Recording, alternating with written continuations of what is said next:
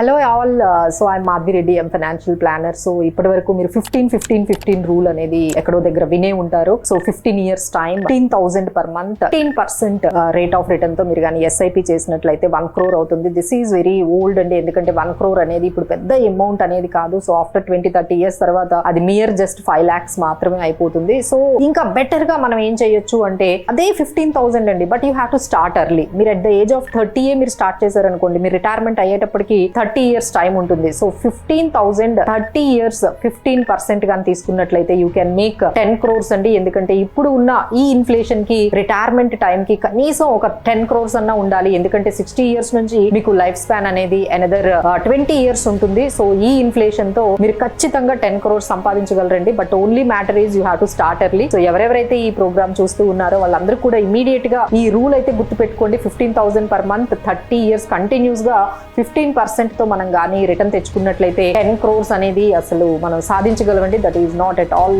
Impossible. Follow these rule of 15, 30 and 15. So ఇంకా ఈ 15,000 ఎక్కడ ఇన్వెస్ట్ చేయాలి అనేది కానీ మీకు ఇంకా డౌట్స్ వస్తూ ఉంటే కస్టమైజ్డ్ గా మీకున్న సిచ్యువేషన్ కి తగ్గట్టుగా, ఎందుకంటే అందరికీ సెట్ అవ్వకపోవచ్చు అండి. సో మీకు ఇంకేదైనా కస్టమైజ్డ్ స్ట్రాటజీ కావాలి అంటే ఖచ్చితంగా మమ్మల్ని కన్సల్ట్ చేయండి. We will be there to achieve your financial freedom. Thank you so much for watching.